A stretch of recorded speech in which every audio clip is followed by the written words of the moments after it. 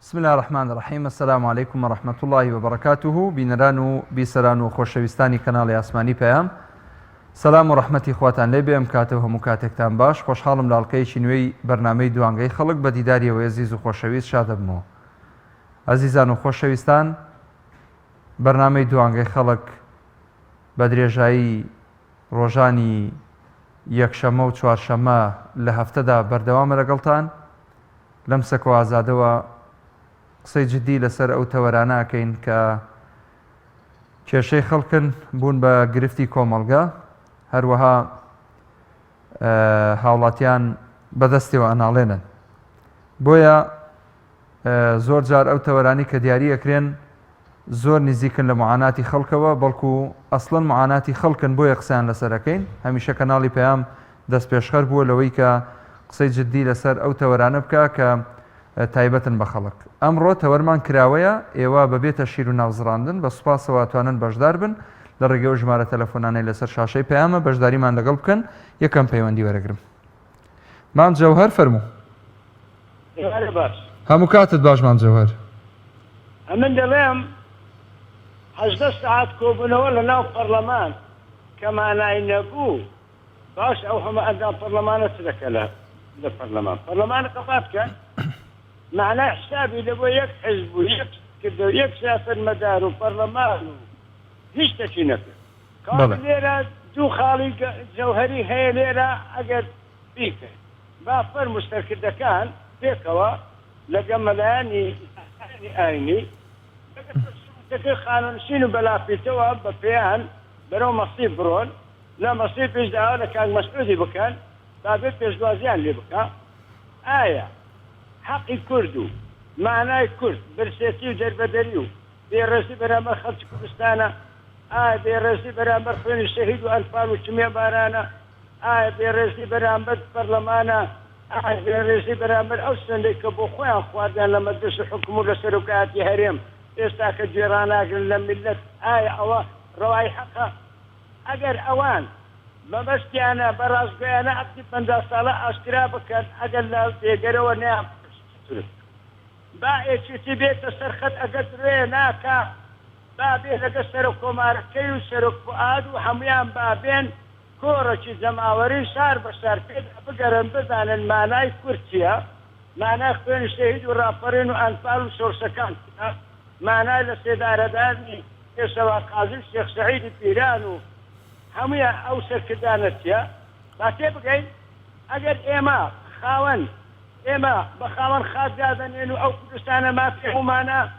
من و کاک مەسعود و کوڕەکەی کاک مەسعود و مامدلال و کوڕەکەی کاک مەسعود و جەنابیشت و هەموو سەرکردەکان هیچ فەرقیان نییە. ئەگەر خۆیان لە میلەت جیاواز دەکەنەوە با بە ئاشکرا بێنە سەر شەقام و برێ ئێمە حسابتان لۆ ناکەین و پیاوی تورکین و هەرچی قسەت بکە بەکەیت و خۆمان دەیتەوسنین. ژیانی ئەو میلەتەیە. ئەرێ کاک مەسعود 30 میلیارد دۆلار لە چ قەرگاری؟ ئەرێ کاک مەسعود لۆ نایە سەرخەت. ئەزەم زۆر زار دەکەم هەم دەوەرم ئەمن ئەچ پێم گوتی نوێنەری بابچی دەوەرە لە جێگەی سەرک مستەفا بارزانی دانیشتی بە ئەسپەکەی بابت وەرە خوارێ و واز دەستیارە و سەرود سامان بینە با خەڵک پێشوازی لێ بکە بە گوێ لە خەڵک ڕابگرە. بەڵێ مام جەوهەر، سپاسە دەکەم. پەیوەندیتر لەسەر هێڵە بمبورە خەڵکێکی زۆر باوەندەی تاوکەم. فەرموو. قوبات و مەسرور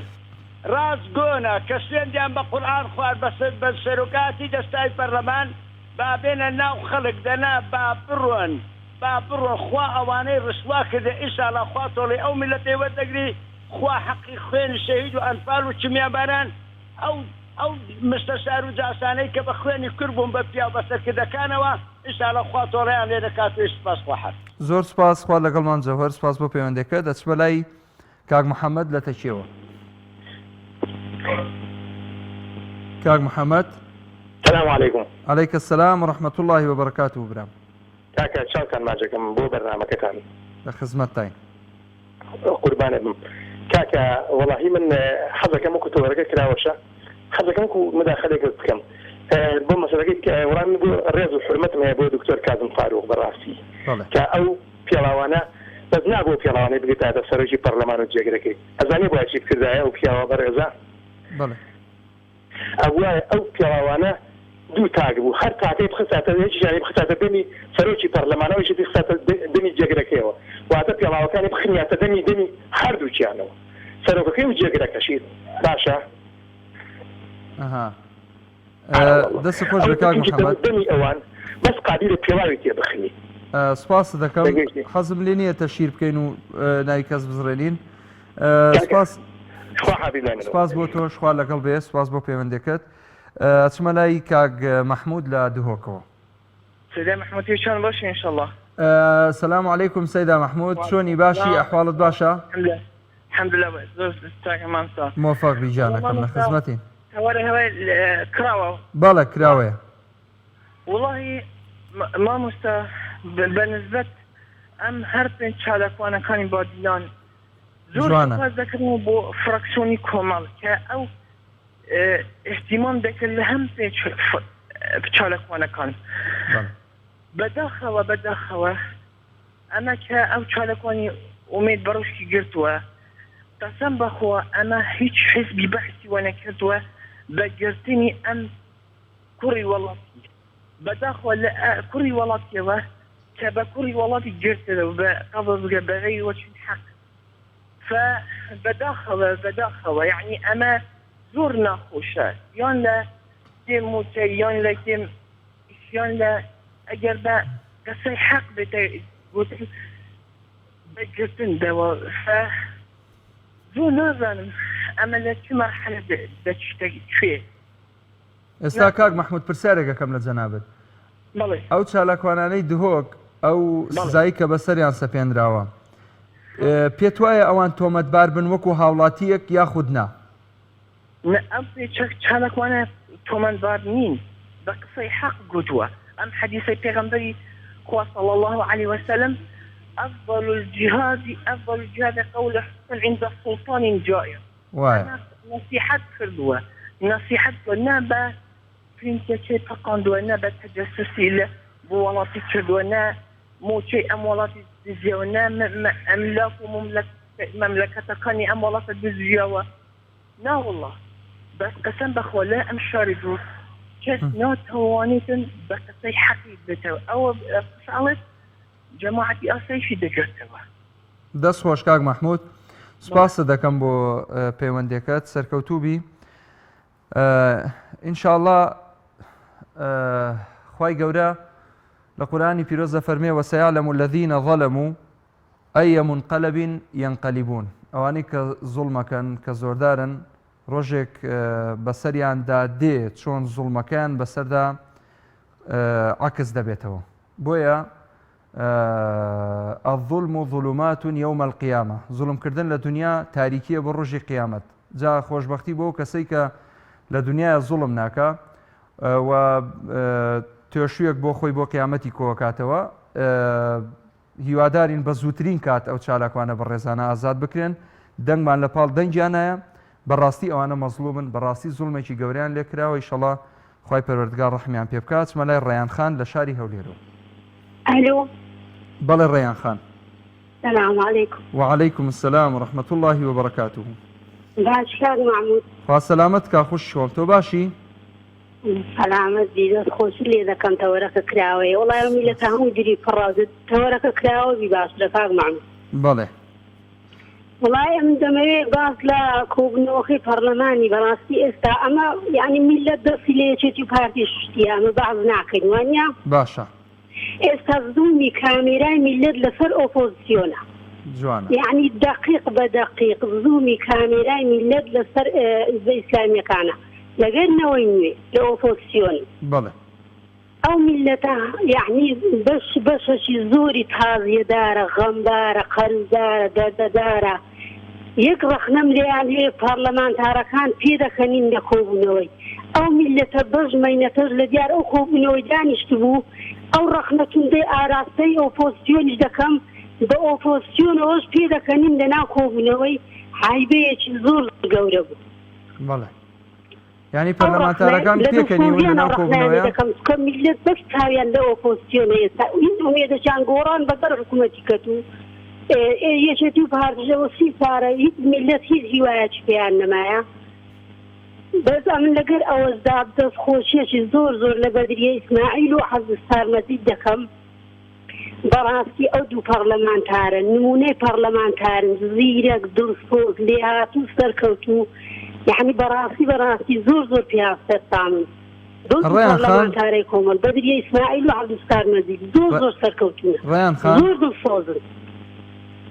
ڕەیان خان بەڵێ یعنی پەرلەمانتارە ئۆپۆزیسیۆنەکان پێ دەکەنین لە بریەوەی بەڵێ من زۆر بریندار بوو وەک هاوڵاتیەک چکە یعنی ئەو میلەتە هەمووی بەژمەینەتە هەمووی غەمبارە هەمووی خەرزدارە بە خۆ دەزانی وەزعی میلەت کووە عیبەیەکی زۆر گەورەیە پەرلەمانتار پێ بکەنی لە ناو کۆبوونەوەی ینی چاومان لە هیمەتی وانە بەڕاستی وەڵا پێویستە غەم بخۆن بۆ ئەو پەرلەمانە سست و لاوازەی کە دیفاع لە میلەت دەکەن لەو لە ئەسقاخە پێکەنی میتیاندانی خەوتووەوەیە کاک مەحموود بەڵێ یەک ڕەخنەتیریشمەیە تێبینیە خمەیە کە یەکگرتوو کۆمەڵ یەکدی بگرن بەڕاستی چکە گۆڕان لە حکوومەت نما ئێستا حکوومەت هیچ ئەسابق لە ئۆپۆزیسیۆن ناکە ترسەکی لە گۆڕانی هەبوو کە گۆڕان لە ناو ئۆپۆزیسیۆن بوو ئێستا یەکگرتوو کۆمەڵ بەتەنیا هیچیان پێ ناکرێت چکە گۆڕان نما تا ترسەکیان لە گۆڕانی هەبوو حکوومەت ئێستا هیچ ترسەکیان نەمایە هیوادارم یەکدی بگرن لە پێناو میلەت ئەگەر لە پێناو عیزبایەتی نییە یەکگرتوو کۆمەڵ یەکدی بگرن ئەگەر لەو عیزبایەتی نییە ئەگەر لەو میلەتە یەکدی بگرن لە بەرژەوەندەی میلەتە. سپاسە دەکەم ڕەیان خان بۆ پەیوەندەکەت سەرکەوتوو بی ئەچمە لای کاکپۆڵا هەر لە شاری هەولێرەوە. ئێوارەی تۆ بینەرەکانت باش هەموو کاتت باش کاکپۆڵا زۆر سپاس. وەڵا ئەگەر دەرفەتم بدەیت بابەتێک دەکەم کە ئێمەی بەو ڕۆژەکەیان کاک مەحموود کوردی کردە سوال کرد 200 ملیارەکە شای و زەماوەند و ئاهەنگی بۆ دەجێڕدرا پیرۆزبایی بوو هەلهەلە بوو من بابەتەکە کۆمەڵناسیە سیاسیە دەروونزانیە بۆ عەرەب توانیوێتی کەسایەتی سیاسی کورد تێک بشتێنێ شۆڕ بووتەوە بۆ ناو بەشێکی زۆر لە تاکەکانی کورد ئایا هۆکارەکەی چییە بۆ سەرکردەیەکمانیە تا ئێستا بەر بە عەرەب بەکەم نەزانێت بە زەمانە کوردیەکە بە زمانە شیرینەکەی کورد بۆ تا ئێستا سیاسێکی کوردمانیە بەرامبەر بە عەرەب ئۆی بە پیاو بزانێت مێژوو بخوێنەوە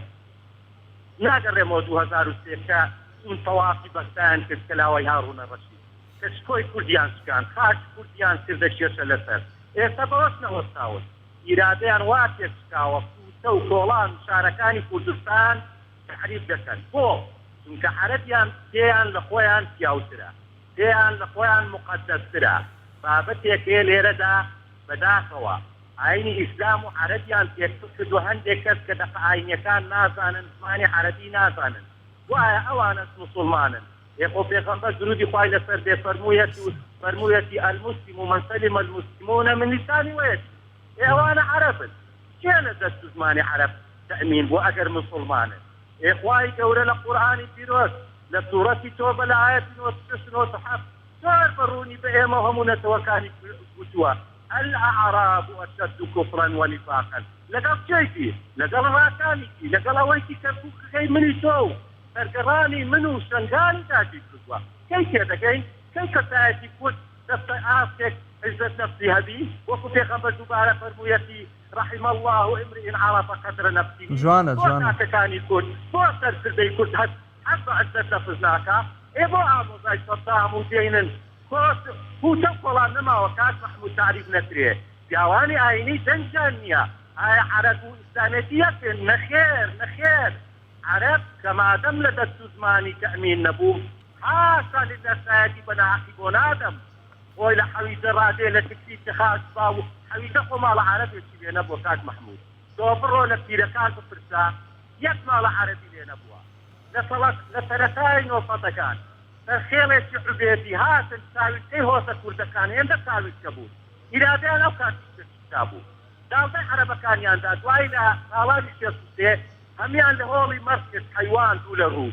إساي مرض مالات ياندا كردكان دالتي هندابو فين رخوا أجل كواني آيني نكو نخوا عزت نفس وهم اللي تنجر نوها لهولير لسيماني ندهور تنصالي كتير إساي مرض مالات أخواتهم اللي تنجر من بدافع وشانة بكاتينا والآن بروك يشينوا بكا مدرعين يرجو أنفار كراوين أثر والامي نبو سعودية كيرج آيني والامي نبو لە مزگەوتێک لە مزگەوتەکانی وڵاتی عەرەبی کەس نەیگوت بۆ وا لە کوردەکەن هەرێ خێرە فارسەکان خۆی ئیسلامەتی خۆشیان دەکەن و شکۆ و کەرامەتی خۆیان پاراستووە تورکەکان مسلمانی شکۆی کەرامەتی کوردیان خۆیان پاراستووە بۆ لەناو کوردان سیاسیەک سەرکردێکمان نەبووە شکۆی ملەتەکەی ببارێتێ هیچ نەفسی هەبێ وی بەرامبەر بە عەرەب بە پیاو بزانێ خۆ ڕووداوێتە کوردیەوە دەست خۆش بێ کاک پۆڵە هیوای سەرکەوتنت بۆ خوازم زانیاریەکانت زۆر جوان بوون سپاس بۆ جەنابەت سپاس بۆ تێبینیانە سپاس بۆ فەرمودە جوانانە هیوادارم هەمیشە بەشداربی لەگەڵمان دووبارە سپاس ئەچمە لای کاک ڕێکاندا سلێمانیەوە سلام علیکم وعليك السلام ورحمة الله باسی برایگەم چاچی کاک ڕێکانجان زۆر سپاس برایجان کێشەی ئەم خەڵکە نایبەستێت کێشەی ئەم خەڵکە بەس ئەوەیە هەموومان ڕوومان کردووەتە تاغوت و کافر و مەلعونەکان بەڵێ ئەم خەڵکە عام هەمووی پشتی لە دین کردووە گاگەیەکی فڕی بەدینەوە نیێو نادایە دین بۆچی هاتووە ئەسڵەن هەر بەناو بەدەستێنە مسڵمانە و نە ئاگای لە عەقیدەیە نە ئاگای لە ئیسلامە نە ئاگای لە هیچە ويقول لنا القرآن فهمي ولقد بعثنا في كل أمة رسولا أن يعبدوا الله واجتنبوا الطاغوت همو بيغامران بس هو أتوتو كفر بطاغوت كي خان همي دوي طاغوت كوتو يكي دوي طامي كوتو يكي دوي ذا كوتو يكي دوي شين كوتو فراسي أما زور خالة زور توي ويقول حتى القرآن فيه إيماننا بخوا فهمي فيكفر بالطاغوت ويؤمن بالله كفر بطاغوت ينا وتبيش إيماننا بخوا شوا قال يسمى بحثه كردوه إيماني بطاغوت كفري بخوا كردوه بداخل يدار أبو خلق بخوا بشيء توضي جول عقيدة وتوضي جول إسلامي خوي كده كروسة ولا تنقلات يبويا تاس جوب الدين لا وجوب الإسلام لا بداخل يدار أبو خلق خوي شاقة وتوضي بالدين جاب شيء وياكل زورنا دست خوش بهم أنا كي بفرجي صور زمان وداينا وديكسني تو فاضوي فاضو برنامج سپاس بۆ تۆش کاک ڕێکان پێشەوەی باوکی محەممەد وەرگرم هەندێک لەو کۆمنتانە خوێنمەوە کە لەو بەڕێزانەی نووسیویان ئێستا بەشدارن لەگەڵمان لە تۆڕی کۆمەڵاتی فەیسبوکەوە ڕاستەوە خۆ بینەرمانن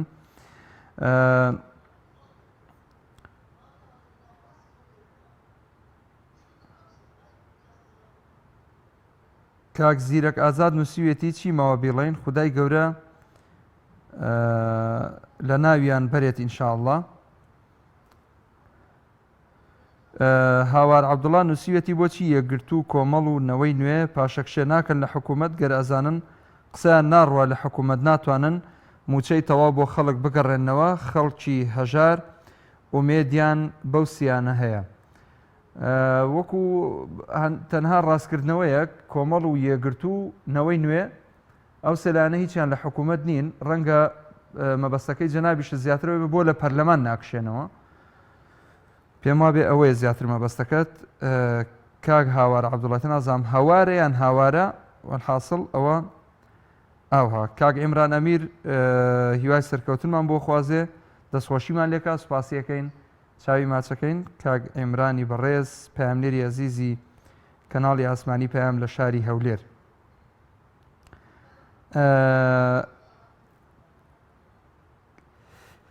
ئازاد سەردۆڵی نووسیوێتی کاکە بەخوا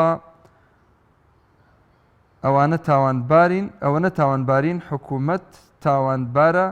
چالاکوان حەق دەڵێن ئامیارجاف نووسیوێتی ئەوەندە بەسەیتر خەڵکی کورد هێندە ناڕۆشنبیر مەبن بەسە یەک بواری ئەو دز و گەندەڵانە لە دوای ئەو دز و گەندەڵانە مەڕۆن خەڵەت نووسراوە دەستی خۆش بێ سپاس بۆ کۆمنتی ئەو بەڕێزانە چمە لای باوکی محەممەد لە ڕانیەوە باوکی محەممەد کاک محمود جان سەلامی خوارد لێ بێ باوکی محەممەد والی ڕازیبی کاکە محمود جان تەوەرەکەی ئەو ڕۆژکراوەیە حەز دەکەم بە ئاەتێکی خۆی پەروەردگار وەڵا پێم خۆشە کانم دەستێتم فذكر فإن الذكرى تنفع المؤمنين جزاك الله خير وفيك أكثر خواهي جوري لقرآن بيروزة لفرمي أعوذ بالله من الشيطان الرجيم بسم الله الرحمن الرحيم واعتصموا بحبل الله جميعا ولا تفرقوا کاکە دیارجان ئەو نیدایی خی پەروەردگار لە بۆ هەر هەموو چین و توێژەکی کۆمەڵگایە نافەرمی بەس مسلمان نافەرمی بەس فلانە حزبی ئیسلامیە فلانە مەذهب لە ئاینی ئیسلام ئەوە دەفەرمی واعتصموا بحبل الله جميعا واتە هەر هەمومان کاکە دیار من قسەکانم تقریبان پاڕادێت تەئیدەن دەیکا لە بۆ خوشکەڕەیانی یعنی من زۆر جار بیر دەکەمەوە یعنی نازانم جیاوازیەک نبینم لە نێوان برایانی یەکگرتو و برایانی کۆمەڵ والله هەردوو لا ئینسانی زۆر بەڕێزن لە قیادیەوە هەتا ئەخیری ئینسانی زۆر ڕێک و پێکن ئینسانی لەخواتر بکەن باشە برایەکەی من ئێوە بۆ نابن بێت ئەو دووەتان يعني يقرتو كومول جوازتي ورا بس تمري لكيا الحمد لله يك إله يك رسوله يك كتبه يعني دستوري جيك يعني حتى لما مذهب نشي عنه ونسنن يعني هي جواز يكبر والد من لودو حزب براي خوم نازنم يعني بو نابن بيه بدرجي ريان خاني قلتني اجر لبو خوايا ولبو حزباتينيا باشوف هو كارتي نابن بيه من بويش او كتيرة من هر نج او دو حزب هاتكشم تنها لبر او دو لانا برزنية ناوا هاتكم ما بسم همو لانا كانوا باورم تيبك كاكا محمود جان حتى اوبوزيسيون او ها بارتا بيتن او جا خواي جورة دواي ويدا فرمي فتفشلوا اگر انقوة دست بازي خوطان همو نكن بيت فشل دينن رأيتي من والله حتى ايمو اوبوزيسيون من كدرين ايمو خلق ملتا حتى اوا بيدن بينو ملت نبي بيدن حتى اوبوزيسيون لنا درج الحكومات تو دەسەڵات کە لە ناو پەرلەمانە ئەوا پارچە بێ باوەڕ بکات تا ڕۆژ قیامەت ئەمە ئەو دەسەڵاتە زەڵمەمان پێ لە ناونە لێ برایەکەنێ با بەدەست بەو ئاەتەی خۆی پەروەردگارەوە بگرین ئۆپۆزیسیۆن دەست و بازی خۆی بکا بە یەک خۆی بکا بە یەک ئێمە بە هەردوو لامان ئەو جە ببین بە یەکیش یعنی تەمەشای کە اعتیسامەکەت چۆن دەبی سەبر وەکو مقناطیس هەمووی اختراع کێشی ببین باوکی محەممەد ئەوە پارچە بی قەت ناگەین بێ باوکی محەممەد ئەوجا من دەمەوێ خاڵەتی تر لەو کۆبوونەوەی حکوومەت کاکە جا هەر دەکەم زۆربەی زۆری خەڵک حتا ئەندام پەرلەمانەکانیش لەو سیاسەتە هەڵەکە بازەی حکوومەتی دوێنێکە نەگەیشت حکوومەت دوێنێ بۆ ئەو تیمەی حکوومەتی خۆی نازە ناو پەرلەمان دەزانی کار دیارەوە من هەستم پێکرد چی بوو ئەو ناڕازەیە کە خەڵک و کە ئۆپۆزیسیۆن هەیەی لە بابەتی موچە و خزمەتگوزاری ئەزانە حکوومەت هەمووی لەسەر خۆی لابرد و هەمووی بە یاسایی دوای کە خرا دەنگدان و دەنگدرا لەسەرەوەی کە کۆمەڵێکی ماساوچی کۆیلێ ئەو حیزبانەی دەسەڵات دەنجاندا لەسەرەوەی کە لێبڕینی موچەلانەتیتن ئەزانی حکوومەت هەموو ئەو کەم و کوڕی زوڵم و زۆرداری لەو خەڵکێتەکە هەمووی لە یاسایی کرد ئاگادار بێت برایەکەی من ئەوە ئامانج و هەدەفەکەی حکوومەت بوو کە ئەو نار بەڵام زۆر بەداخەوە سیاسی زۆر وە ئەوە نییە دەبوو من حەزم دەکرد گوێم لە میدیایەک لە ئەندام پەرلەمانێکی ئۆپۆزیسیۆن هەر کەسێکی تر بایە ئەو نیازەگەڵاوی حکوومەتی کەشف بکردایە کاک باوکی محەممەد گوێ لێمە بەڵێ گوێم لێتە وەڵا هەر سەبارەت بەو تێبینەی کە جەنابەت فەرمووت کۆمەڵ و یەکگرتوو بۆچی نابن بە یەک من تێڕوانینێکی خۆم هەیە بۆ ئەو مۆزوعە ئەگەر ئیزن بدەی عەرزی جەناب تێکەم طبعاً کۆمەڵ و یەکگرتوو باوەڕم پێ بکە زۆر یەکن یعنی هیچ فەرقێک هیچ جیاوازیەک لە دی لە تێڕوانین لە ئامانج لە هیچ شتێکیانە نییە ئێستا جەنابەت برات هەیە وە نییە برات هەیە برا براکەت لەگەڵ خۆت ئەژێ لە ماڵەوە یان ماڵی جیایە وڵی هەر زۆر لێر دووریشی دوورن لێگا کۆمەڵ و یەکگرتوو بەڕاستی دوو برای یەکن و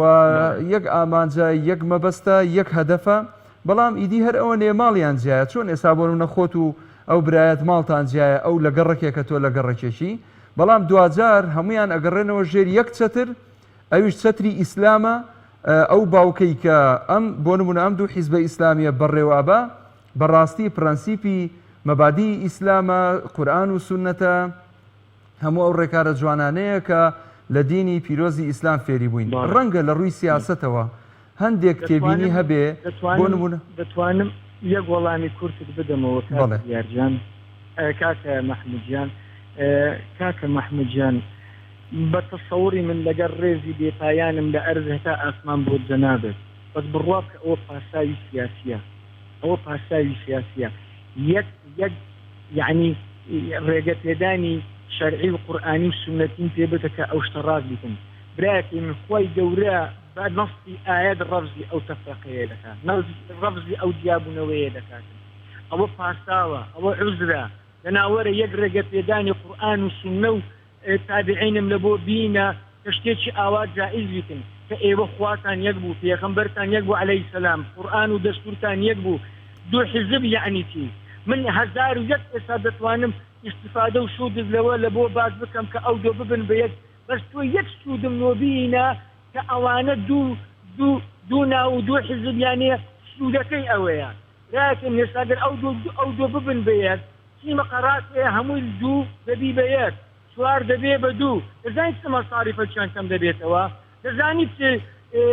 داهاتێک لە بۆ ئەو حیزبە دەگەرێتەوە ئەگەر ئەوان بۆ خۆیان دەڵێن حیزبێکی فەقین و داهاتمان کەمە لە دوو تەلەڤیزیۆن دەبێ بە یەک تەلەڤیزیۆن وەلەوە من تەلەڤیزیۆن بە شتێکی وە ئەوە نازانم هەموو خێر و بەرەکەت ئەوەیە بەڵام برایەکەن تۆ وەرە بەس سێری ئەو هەموو مەقەراتەی یەکگرتو و کۆمەڵ بکە ئەو هەموو ئەندامە بکە یعنی چەندی شتی تر ئێستا کاتی ئەوە نیە و شوێنی ئەوە نیە من باسی بکەم لە بەرۆی لێروکانە ناکرێ من باسی بکەم دەزانیت چەند ئیستیفادەیەکی هەیە ئەو دوو حیزبە مادیەن و معنەویەن و واقعیەن لە جیاتی یەکگرتو و کۆمەڵ ببێ بە یەک حیزب دەست و چاوت خۆش بێ کاک پشدە لەسەر هێڵە باوکی ئەوە پاساوی حیزبی سیاسیە باشە سپاس بۆ جەنابەت هەمیشە سەرکەوتوبی دەست و چاوت خۆش بێ کاکەمال عەبدوڵڵا نووسویەتی دەستان خۆش بێ دەستخۆشی لە کۆمەڵی دادگەریەکەم هەمیشە لە بەرەی گەلدا بووە ژیکەسیان نووسیوێتی یا ڕەبی خودایە حەقمان لەو دەسەڵاتدارانە بکەیتەوە لە دنیا و لە قیامەت کوڕە هەولێریش نووسیوێتی ئامین کاک پشدەر فەرموو لە قەڵات زێوە کاک پشدەر مامۆستاجان باشی کاک پشدەرجان باشی من سپاس دەکەم مامۆستاجان خۆ لێ ڕۆژی مامۆستاجان ئەزماین برام سپاس دەکەم مامۆستاجان تۆڕەکەمان لەسەر چییە کراوەیە کاک پشدەر بڵێ فەرموو لەسەر شتەوەرێک پێت خۆشە قسە من پەیامێکم بۆ جەنابتان هەیە کە یعنی قبولی بکەن و کە وەرم بگرن بەڵێ مامۆستاجان من بۆ خۆم لە شاری قەڵازێم ڕاستی لە حەسەن ناتوانیش کە کاوەختێ دەکەم بەڵام کە داوای کە داوەتان لێ دەکەم لە جەنابتان من دەخانوێیەکی دام باوەڕت هەبێ ئەحنی کە فەقیر و فەقاراتێک نەبێ ناتە ناو ئەو خانوێی مامۆستا والله يعني ارزاقكم دمار دانيا خواديكم دمار دانيا كبيخم سلاتيكم دمار كي دانيا ما مستا كعالي جنم دخوموا كمبرديكم نيا يعني ما مستا لما عاشكم بوخم راسي دوغتي لم طوالين فشتم سقطا والله جنب الله يجورا خويتو اقدارا كتك اوري شي لندهم يعني هر آلي جنم دخوموا والله ورت ما شاء الله لكم كبتابي خوت ارزاقي شي نابيني والله لا جرم زياتر نابيني سلابيكم دمار الجانية والله نابي خوا معاشية منيا كاك فجدار سينام سقطة فشتم سقطة حامدياتم والله كنابي خوايا بتالي خوتر ماركي من ببينا حتى أرزاقك شويلك بي خواتي جانية دماركي من والله بويا كتاكيتا لكم لبت خواي جولاتي أوركم دير دنوا خيرتان دقاتي بهتنا عيشي بما مصا براستي كي خيري شي زور جولاتهم دقاتي كأوركم دير دنوا والله نحرجكم نخانيكم نموتيكم هي تاجريش خيزانم هبو والله لي امري والله كاك پشدەر ژمارەی خۆتم بۆ جێبێڵە ئێستا برایەک ژمارەکە لێ وەردەگرێت پەیوەندی پێوە دەکەم باشە ئینشەڵڵا بە قوربان ماڵەتا خێرێکی گەورەیە خێرتان دەگاتێ والله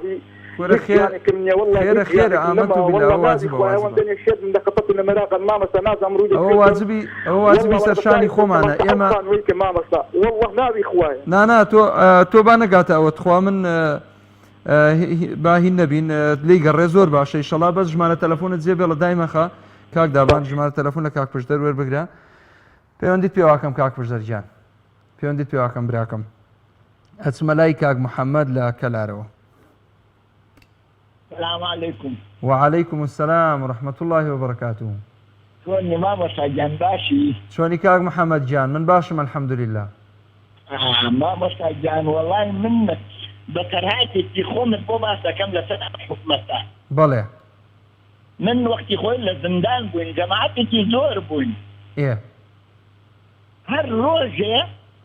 شتێکیان پێکردین، ڕۆژێ نانیان پێ نەداین، مەرگانە ئێنا نانیان نێنا، ڕۆژێ نانیان نێنا مەرگان نێنا، ڕۆژێک ئاویان پێ نەداین، ڕۆژێک چایان هێنا شەکەریان نێنا، ڕۆژێک ئەوان دوان ڕای کردووە هەموو هەر لە بانی تا ئێوارەی ئێمەیان دانا و حیسابمانە. هەر ڕۆژە دەرگێکیان پێداین. ڕۆژێ بە زابەتەکەم وتم قوربان وتم وەڵڵای ئێمە سێ داواکاریمان هەیە، ئەم داواکاریە منەکەم هین هەموو سجنەکانە 1500 کەس. وتی فەرموو وتم یان بمان کوژن یان تێرمان بکەن یان ئازادمان بکەن. یان بمان کوژن یان تێرمان کەن یان ئازادمان کەن. بەڵێ باشە. وتی وەڵڵا نەئەتان کوژین نە تێرتانەکەین نە ئازادتان شەکەین بەم دەردەواتان کوژین. حاڵی بوویت بەخوا زاڵم و بێویژدان بووە. منیش وتم خوا کەریمە ئێمە خوامان هەیە لەخوا زیاتر کەسمان نییە بە کەسی خۆتان چیمان یەکەت دیکەنێتر هیچ دەسڵاتمان نەماوە هەر خۆی ڕێنای هەفتان بۆمان نەکرد. هەر خۆی هیچ کێشەیەک نییە لەم کوردستانەیە بەس وەکو ئەو زابوتە بۆمانی دروست ئەکەن هەر بەو داخەشەوە ئەمان کوژن. وایە زۆرە لە کوردستان نان بەخوا زۆرە، پارە بەخوا زۆرە، کارەبا زیادەوەی فرۆشن بە عالەم، هەرچی بڵێ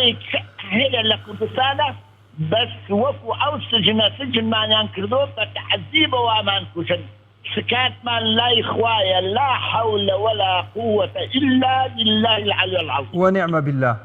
ونعم بالله وحسبنا الله ونعم الوكيل. الله ونعم الوكيل. الله ونعم الوكيل. حسبنا الله ونعم الوكيل. الله ونعم الوكيل. حسبنا الله ونعم الوكيل. دەسەکانت خۆش بەکاک محەممەد گیان. روحي من إمام وسجد. موفق بي يا ربي، موفق بعاقبة خير بخوا قدارت بي. سێوە محەممەد نووسیوێتی دەستخۆشی بەرنمەکەتان لەکەم خی گەورە ئەوەی زاڵمە لە ناوی بەرێت چونکە کەس ئاگداری کەس نییە کە لە چ حاڵێکدایە دەستخۆش خات و سێوە سپاس دەکەم کاک بورهان کۆتا پەیوەندیە وەرێگرم لە شاری هەولێرەوە. کاک بورهان السلام عليكم ورحمة الله. وعليكم السلام ورحمة الله وبركاته. خوشی برنامه دەکەم. سپاس دەکەم کاک بورهان موفق بی برام.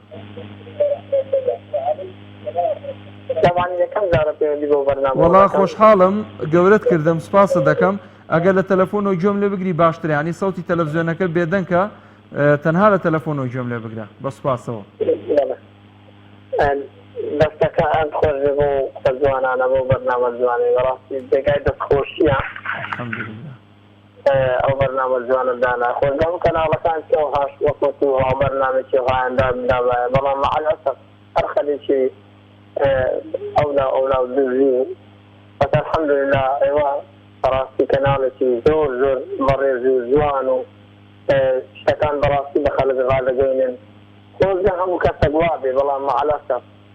بەرپرسان جێبە بە خەڵک نادەن ئەوە باری خەڵک قڕز دەکەن هەوا یعنی بەڕاستی مەعاش نادەن و پارەی کارەبا یەکجار زۆر هاتی و یعنی جێبە خەڵک نادەن بەڕاستی. بەڵێ بەڵێ دەست و چاوت خۆش بێ. تەلەفۆنی کردبووە گوتی سمیە. زۆر سپاس کاک بورهان موفق بیبرام. هیوای سەرکەوتنت بۆ خوازم دەستخۆشی بۆ پەیوەندەکەی جەنابیشت ئەزیزان و خۆشەویستان بینەرانی بەڕێزی بەرنامەی دوانگەی خەڵک هاتینە کۆتاییەڵقەی ئەم جارەیەم بەرنمەیە تاڵقەیەکی تری بەرنامەکە لە دوای خێر بێ بەشمان مەکەن. ئەسەلام عەلەیکوم وەڕەحمەتوڵڵاهی وبەرەکاتوه.